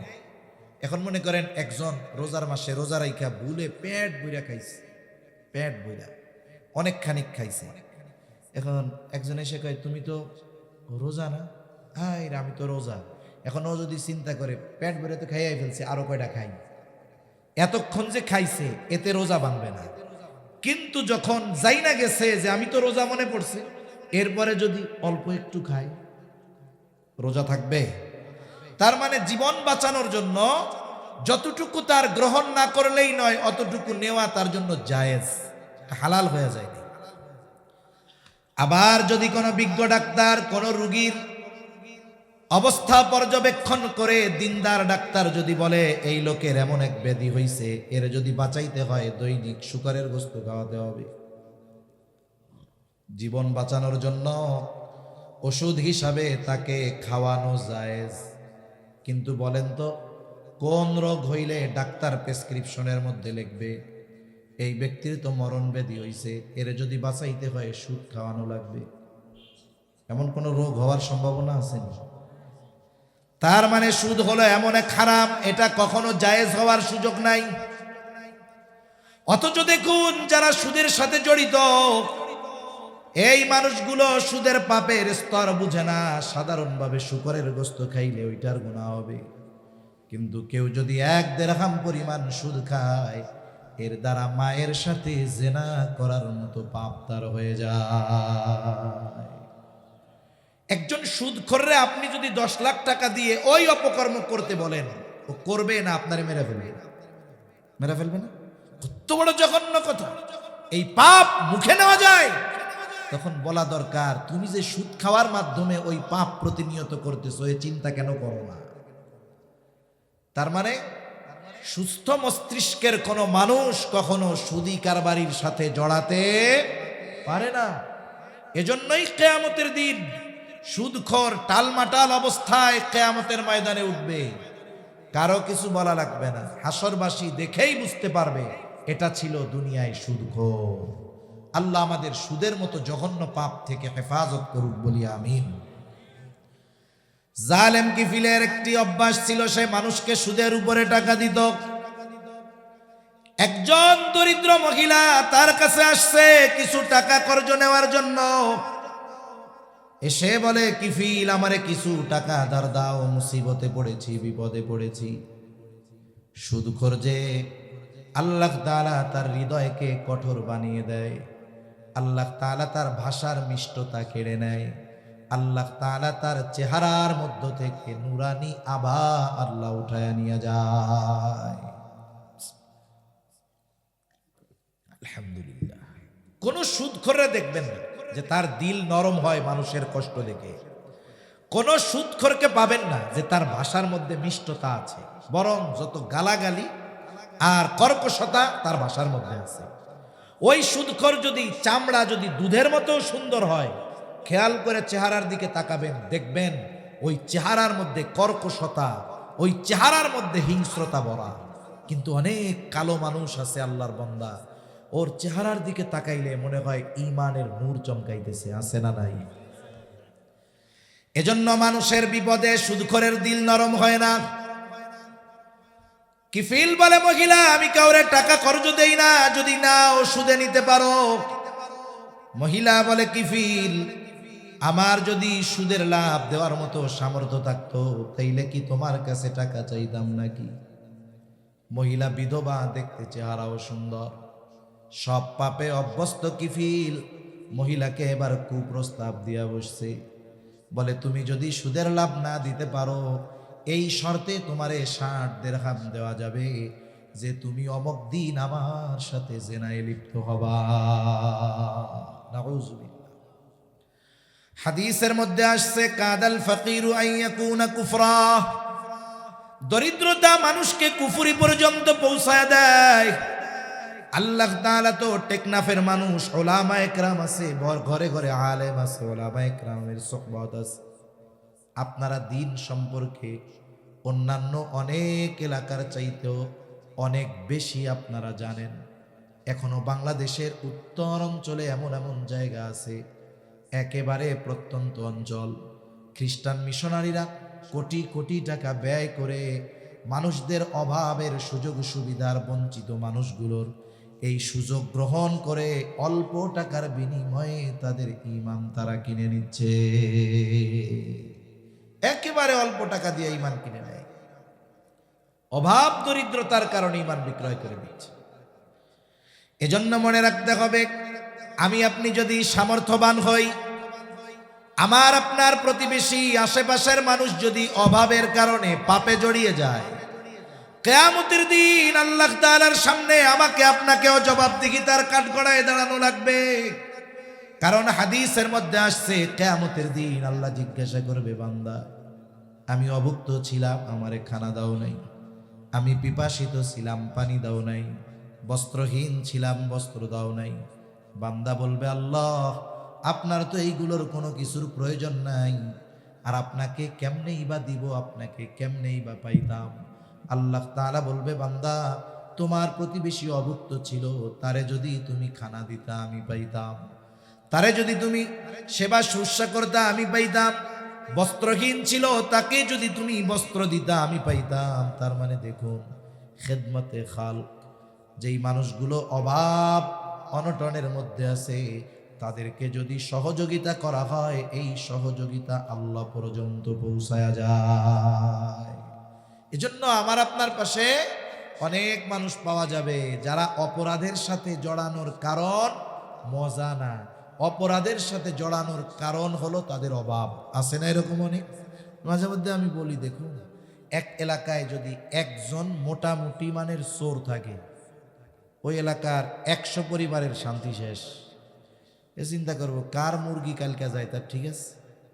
এখন সবারই টেনশন চোররে নিয়ে, কার গাছের সুপারি পেড়ে বেচে ফেলবো, ঠিক আছে, ঠিক নাই। এখন সবাই চোরের জ্বালায় অস্থির, কিন্তু আমরা কি করি, চোরকে ধইরা সুন্দর মতো জেলখানায় দিয়া দিলাম। এখন চোর জেলখানায় গিয়া সোহবত পাইছে তো ডাকাতের, জেলখানায় যায় পাইছে কারে, এখন ওর প্রমোশন হবে, ও বের হবে ডাকাত হইয়া। বলছিলেন চোর, বের হয়েছে কি হয়ে, ডাকাত হইয়া। এরপরে ডাকাতি করে আবার ধরা গেছে, আবার দিছে জেলখানা।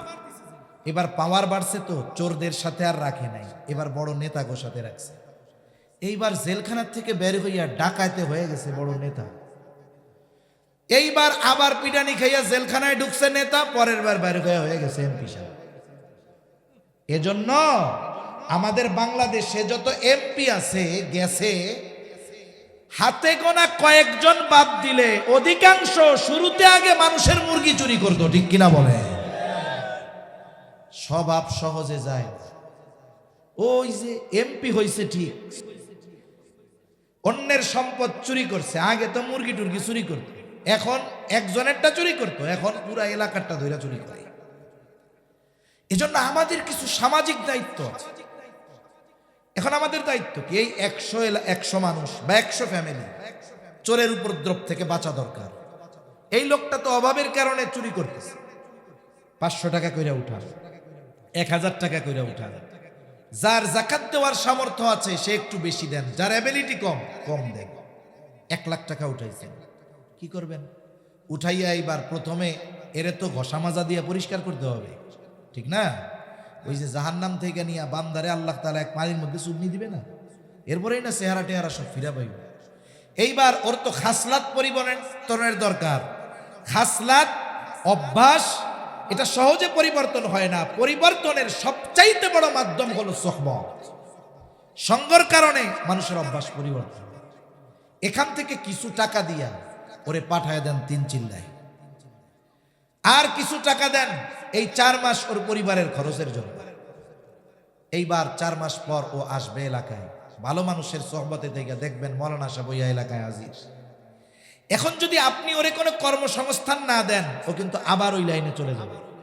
বাকি আছে 70,000 টাকা, এটা দিয়ে ওর একটা ব্যবসা ধরায়া দেন, একটা রিক্সা কিনে দেন, একটা অটো কিনে দেন।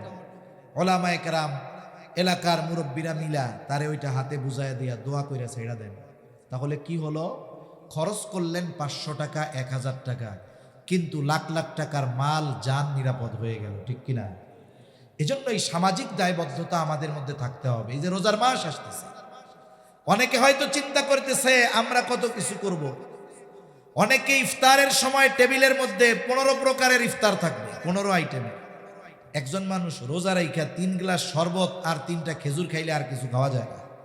এখন টেবিলে ইফতারের আইটেম গুনে 1 2 3 4 14 15। আরে কি হয়েছে? কই তরমুজটা থাকলে যে ভালো হইতো রে, তরমুজ নাই রে। আছে কয় আইটেম? জোরে কয় না, কয় আইটেম? তরমুজ নাই, আফসোসে শেষ। কেমন যেন ওর ইফতারি হবে না, রোজাও বাতিল হয়ে যাবে। অথচ আপনার পাশের বাড়ি আর একজন কি করতেছে, শুটকি ভর্তা একটু দিয়া ওই সেহরির সময় করছিল, মরিচ একটা পোড়া দিয়া, পান্তা ভাতটা নিয়ে লবণ নিয়ে বসে আছে, আজান দিলে সে ইফতার করবে। এমন লোক আছে না নাই? অনেক মানুষ আছে রোজা রাখবে, কিন্তু তার দিন আনতে হয়, দিন খাইতে হয়। দিনে পরিশ্রম না করলে রাতের বেলায় তার পাতিল জ্বলে না, চুলা জ্বলে না। এমন অনেক মানুষ কম বেশি আছে। আপনার আল্লাহ অ্যাবিলিটি দিচ্ছে, আপনার সন্তান বিদেশে আছে, ভাই বিদেশে আছে, আপনি ওই লোকটার কাজ হালকা করে দেন, মেহমান বানায় নেন। অন্যান্য বার সাহারিতে 5 আইটেম রাখতেন, 2টা কমায় দেন। ইফতারে 8 আইটেম রাখতেন, 3টা কমায় দেন। ওই খরচটা দিয়ে ওই লোকটারে আপনার ফ্যামিলির মেহমান বানান। আরে আমার রোজা কবুল হবে কি হবে না আল্লাহ ভালো জানে, কিন্তু আপনি আমি যদি কোনো রোজাদারকে ইফতার করাই, আমি যদি কোনো রোজাদারের সাহারির ব্যবস্থা করি, ওই ব্যক্তি রোজা রাখবে, ইবাদত করবে, আর আমারটা কবুল হোক চাই না হোক, ওরটাও যদি কবুল নাও হয়, বুজুর্গানে দিন বলেন আল্লাহ তাআলা আমাকে আপনাকে কবুল রোজার ইবাদতের সওয়াব দান করবে। সুবহানাল্লাহ। তাহলে দেখুন, এতটুকু যদি আমরা করি, এটা আমাদের সামাজিক হৃদ্রতা, মহাব্বত, ভালোবাসা, অভাব, একে অপরের প্রতি আন্তরিকতা বাড়বে কি বাড়বে না? এক কথা থেকে অনেক দূর চলে গেলাম। জালেম কিফিল বলে, যদি আমার সাথে জেনায় লিপ্ত হও, তোমারে আমি টাকা দিতে পারি। দরিদ্রতার প্রয়োজনীয়তার কাছে মহিলা হার মেনে গেল। জালেম কিফিলের শর্তে মহিলা রাজি হয়ে গেছে। নির্ধারিত দিন জালেম কিফিল মহিলার বাড়িতে হাজির। হাদিসের মধ্যে আসছে, একেবারে মহিলার উপরে চেপে বসেছে জালেম কিফিল। মহিলার চেহারাটারে অন্যদিকে ঘুরায় রাখছে, আর কান্না করে থরথর করে কাঁপে। একজন গেছে ফুর্তি করার জন্য, আর একজন কান্না করে। কিফিল বিরক্ত হয়ে বলে, মহিলা কান্না করো কেন? আমি কি তোমারে জোর করেছি নাকি? আমি তো তোমাকে কোনো জোর জবরদস্তি করি নাই, তুমি তো স্বেচ্ছায় শর্ত মেনে নিয়েছো। মহিলা কান্না জড়িত কণ্ঠে বলে, কিফিল, আমি জীবনে কোনোদিন এমন পাপের সাথে জড়িত হই নাই। আল্লাহর ভয়ে কান্না করি কিফিল, আল্লাহর ভয়ে। আমি জীবনে কোনোদিন এমন পাপের সাথে জড়াই নাই। মহিলা বলে, কিফিল বলে, তাইলে আজকে কেন রাজি হলা? বলে, কিফিল, আমার অভাব আমাকে তোমার শর্তে রাজি হইতে বাধ্য করেছে। মহিলার তো চিন্তা হারে, যদি জেনা করার পরে মারা যায়, আল্লাহর সামনে জেনাকারিনী হিসাবে উপস্থিত হওয়া লাগবে। ওই যে কিফিল রে মহিলা বলছে, কিফিল, আল্লাহর ভয়ে কান্না করি। কিফিল হয়তো চিন্তা করে, দেখছো, একজন মহিলা পাপ করে নাই, অভাবে পড়ে পাপ করতে বাধ্য হচ্ছে, তাই এত তার ভয়। আর আমার তো পাপের কোনো অভাব নাই, গোটা হায়াতে এমন কোনো পাপ নাই আমি করি নাই। আর মহিলা পাপ করে নাই, কিন্তু বাধ্য হচ্ছে পাপ করতে অভাবের কারণে, স্বেচ্ছায় নয়। থরথর করে কাঁপতেছে আল্লাহর ভয়ে। হয়তো এই যে মহিলা বলছে আল্লাহর ভয়ে কাঁপি কাঁদি, এই কথাটা হয়তো কিফিলের কান দিয়ে হৃদয় পর্যন্ত পৌঁছায় গেছে। কথার আঘাত কানে লাগলে কাজ হয় না, হৃদয়ে লাগলে কথার আঘাতে কাজ হয়, ঠিক কিনা বলে? অনেক সময় বলে না, অমুক আমার এই কথাটা বলছে, আমার হৃদয়টারে খান খান করে দিছে, বলে না? কথা এটা বলছে, আমার কলিজাটার মধ্যে মনে হয় তীর মারছে। কথার পাওয়ার কি! জালেম কিফিলের অন্তরে হয়তো পৌঁছায় গেছে, কিফিল, আল্লাহর ভয়ে কান্না করি। কিফিল এবার উঠে দাঁড়িয়ে গেল, কাপড় পরিধান করে, আর বলে, মহিলা, আমি তোমারে ওই 60 দিরহাম সাদকা করে দিলাম, মাফ করে দিলাম। আল্লাহর শপথ, আজকে থেকে আমি আর আল্লাহর নাফরমানি করব না। খালেস ভাবে তওবা করে কিফিল বাড়িতে চলে যায়। ঘটনাক্রমে ওই রাতটা ছিল জালেম কিফিলের জীবনের শেষ রাত। পরের দিন সকালবেলা এলাকার সবাই জেনে গেছে কিফিল দুনিয়ায় নাই। জালেম মরলে মানুষ ইন্না লিল্লাহ কয় না, বরং আলহামদুলিল্লাহ কয়, ঠিক কিনা বলেন?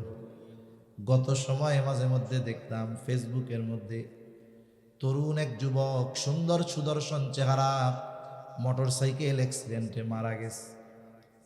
চিন্তা করতাম, আহারে, এই মায়ের সন্তান, এই মায়ের অন্তরে কতই না ব্যথা। এই সন্তানের লাশ তার বাবা কেমন করে কাঁধে নিবে? কারণ দুনিয়ার মধ্যে সন্তানের লাশের চাইতে ভারী পিতার কাঁধে আর কোনো কিছু হতে পারে না। ভেতরে ঢুকতাম, দেখি অবস্থা কি। এখন ভেতরে ঢুইকা দেখি কমেন্টসে ইন্না লিল্লাহ নাই, খালি আলহামদুলিল্লাহ। কি হয়েছে রে? কয় আরো আগে মরলে ভালো হইতো। চিন্তা করে দেখেন, একজন মানুষের মৃত্যুতে কেউ ইন্না লিল্লাহ বলে না। কেমন জীবন! এজন্য কবি কত সুন্দর কথা বলে, তুমি যেদিন এসেছিলে ভবে কেঁদেছিলে তুমি, হেসেছিল সবে। এমন জীবন তুমি করিও গঠন, মরণে হাসিবে তুমি, কাঁদিবে ভুবন। আল্লাহ এমন জীবন আমাদের দান করেন, বলি আমিন। কিফিল মারা গেছে, এলাকার মানুষ মিছিল দিছে, আনন্দ করে। কিফিল মরছে, জালেম মরছে। আল্লাহ তাআলা কুদরতি ভাবে কিফিলের দরজার উপরে লিখে দিয়েছে, ইন্নাল্লাহা ক্বাদ গফারা লিল কিফল। তোমরা কিফিল রে জালেম বলিও না। কিফিল তো রাতে তওবা করছে, আর যে তওবা করে সে কি জালেম থাকে নাকি? এই জন্য রহমতের নবী বলেন, আত্তাইবু মিনাজ যামবি কামাল্লা যামবালা।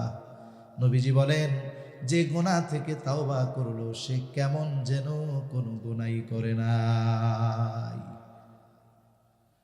তার কোনো গুনাহ থাকে না। আল্লাহ তাআলা জানায় দিলেন, কিফিল রে জালেম বলো না। কিফিল তাওবা করেছে, কিফিল রে আল্লাহ মাফ করে দিয়েছে, জান্নাতের বাসিন্দা বানায় দিয়েছে। সুবহানাল্লাহ বলেন। এই কিফিল আল্লাহর প্রিয় পাত্র হয়ে গেছে। তাওবার মাধ্যমে 100 হত্যাকারী ব্যক্তি আল্লাহর কাছে প্রিয় হয়ে গেছে। আমি চ্যালেঞ্জ দিয়ে বলতে পারি, ওদের মতো পাপ আমাদের মধ্যে কেউ করে নাই, ঠিক কিনা বলেন? এরপরেও কার কোন পাপ আছে কেউ জানে না। হায়াতের কোন নির্দিষ্ট সময় আছে, তবে জানা নাই। বলা যায় না এই রাত আমার আপনার জীবনের শেষ রাতও হতে পারে কি পারে না। কত যুবক সুস্থ অবস্থায় রাতে ঘুমায়, সকালবেলায় আর তার ঘুম ভাঙে না। হাজারো ঘটনা ঘটে। কত মানুষ সুস্থ অবস্থায় বাড়ির থেকে বের হয় আর ফিরে আসে না। হতে পারে আমার আপনার জীবনের শেষ রাত এটা, হলেও হতে পারে। এজন্য আমাদের উচিত প্রত্যেকটা ক্ষণকে জীবনের শেষ ক্ষণ মনে করা, শেষ সময় মনে করে আল্লাহ তাআলার কাছে বেশি বেশি তাওবা ইস্তেগফার করা। আলোচনা আর বেশি লম্বা করব না, মূল কথা কয়েকটা বলে শেষ। আমরা আল্লাহর দিকে ফিরতে চাই, সবাই চাই না ইনশাআল্লাহ? এখন যদি আমি আপনি চাই আমার আপনার তাওবা কবুল হোক, তাহলে ইমাম নববী রাহমাতুল্লাহি আলাইহি বলেন, তাওবা কবুলের শর্ত হলো 3টা। কয়টা? জোরে কোন। যদি বান্দার হক সম্পৃক্ত না থাকে তাহলে 3টা, আর যদি বান্দার হক সম্পৃক্ত থাকে তাহলে 4টা। বলে 1 নাম্বার, যেই গুনাহ সে করতো সেটা থেকে ফিরে আসবে, বাদ দিবে, এটা হলো তাওবা। তাওবা ইয়াতুবু, প্রত্যাবর্তন করা, ফিরে আসা। তাহলে 1 নাম্বার শর্ত। যদি তাওবা কবুল করাতে চাই, আল্লাহর কাছ থেকে যদি মাফ চাই, আল্লাহর কাছ থেকে যদি ক্ষমা পেতে চাই, 1 নাম্বার গুনার থেকে ফিরতে হবে, গুনাহটা ছাড়তে হবে। 2 নাম্বার, ভবিষ্যতে না করার ব্যাপারে দৃঢ় প্রতিজ্ঞাবদ্ধ হতে হবে। 3 নাম্বার, ওই যে গুনাহ হইছে এর কারণে লজ্জিত হয়ে আল্লাহর কাছে ইস্তেগফার করতে হবে, ক্ষমা চাইতে হবে। যদি বান্দার হক আর নষ্ট না করে থাকে, এই 3 শর্তের আলোকে যদি কেউ আল্লাহর কাছে ফিরে যেতে চায়, আসমান পরিমাণ গুনাহ যদি হয় মাফ করবে কে? তবে যদি বান্দার হক নষ্ট করে, খবরদার, এটা কিন্তু জটিল এক পাপ। রাসূলুল্লাহ সাল্লাল্লাহু আলাইহি ওয়াসাল্লাম সাহাবায়ে কেরামকে জিজ্ঞাসা করে, তোমরা কি জানো কিয়ামতের দিন কে হবে মুফলেস?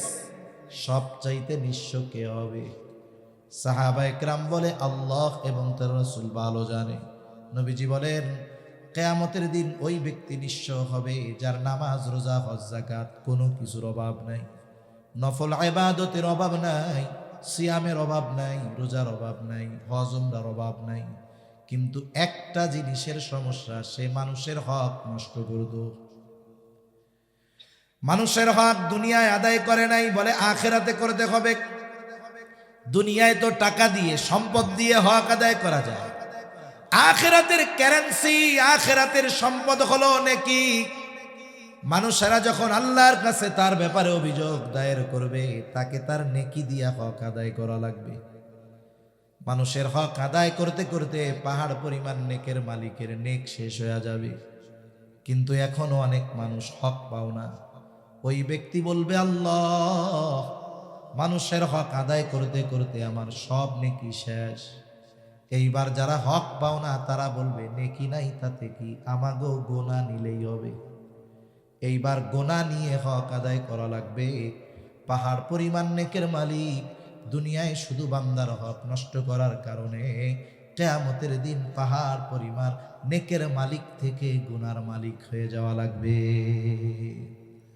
এজন্য রহমতের নবী, যার আগে পরের সব আল্লাহ মাফ করে দিয়েছেন, দুনিয়া থেকে চলে যাবার 9 দিন আগে সাহাবায়ে কেরামকে মসজিদে নববীর ভিতরে একত্রিত করেছেন। নবীজি বলতেছে, তোমরা যদি কেউ কোনো কিছু আমার কাছে পাও না থাকো, চেয়ে নাও। আমি চাই না কেউ আমার কাছে কোনো কিছু পাও না আর আমি আল্লাহর সাথে মিলিত হব। দেখুন, এই চিন্তা হলো রহমাতুল্লিল আলামিনের। আমাদের অবস্থা কোথায় গেল?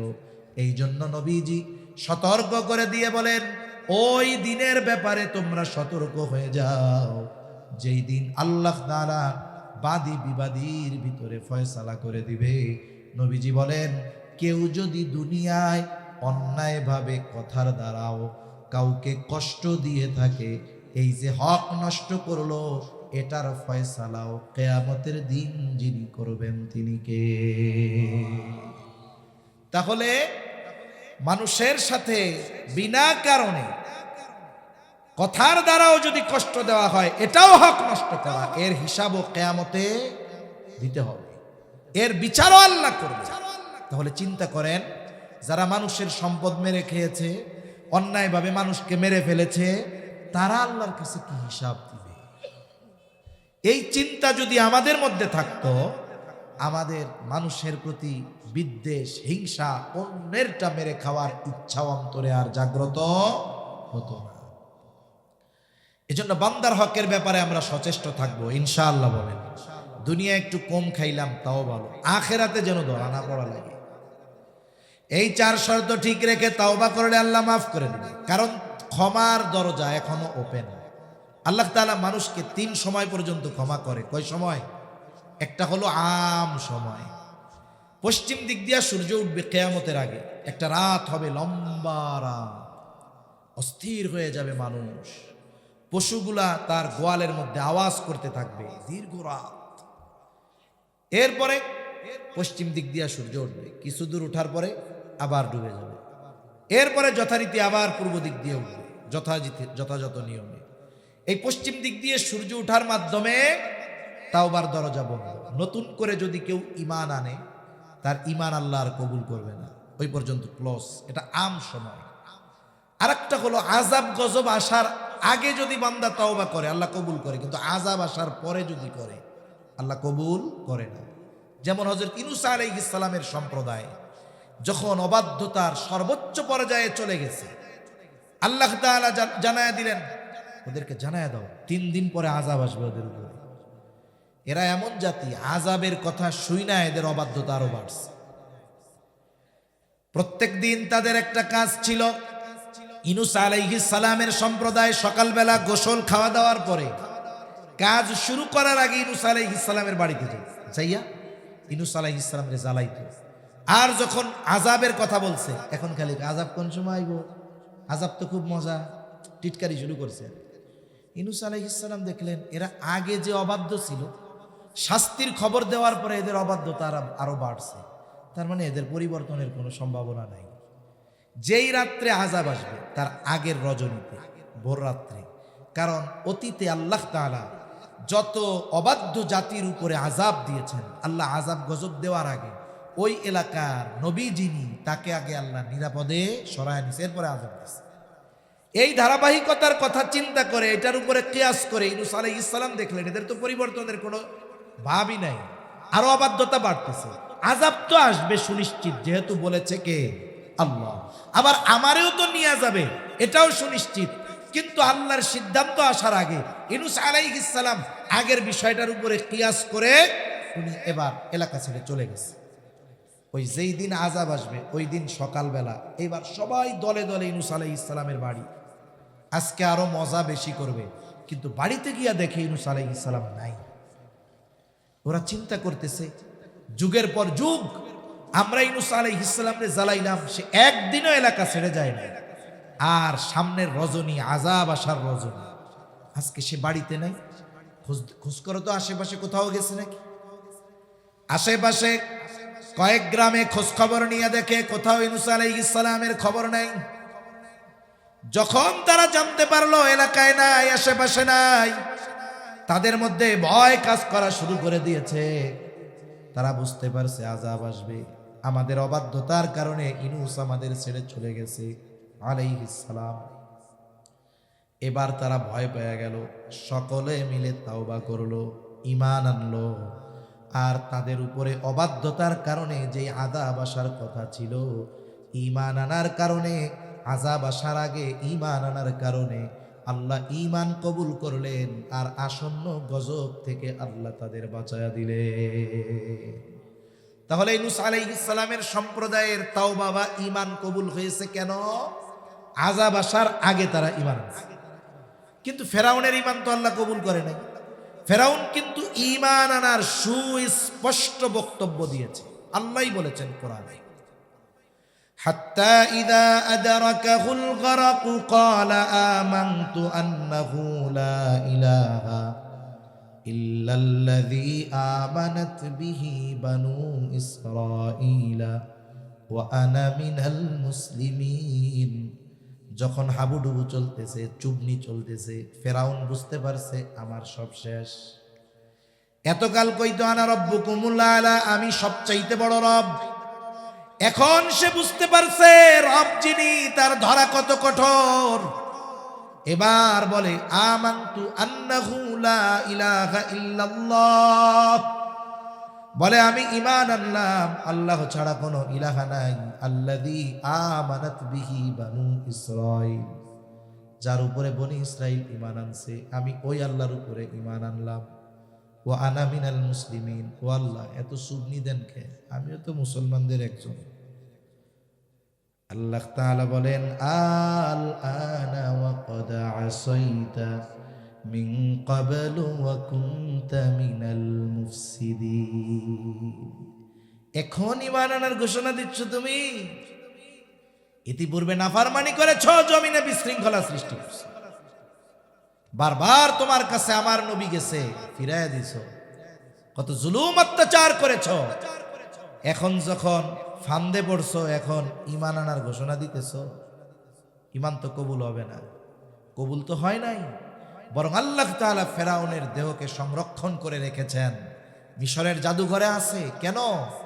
আল্লাহ তাআলা বলেন ফালইয়াউমা নুনাজ্জিকা বিবাদানিকা লিতাকুনা লিমান খালফাকা আয়া ওয়া ইন্না কাসীরাম মিনান নাসি আন আয়াতিনা লাগাফিলুন।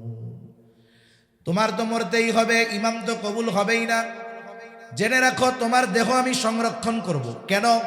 লিতাকুনা লিমান খালফাকা আয়া, তোমার পরে যারা আসবে তোমার মতো তাদের জন্য নিদর্শন হিসাবে তোমারে আমি সংরক্ষণ করব।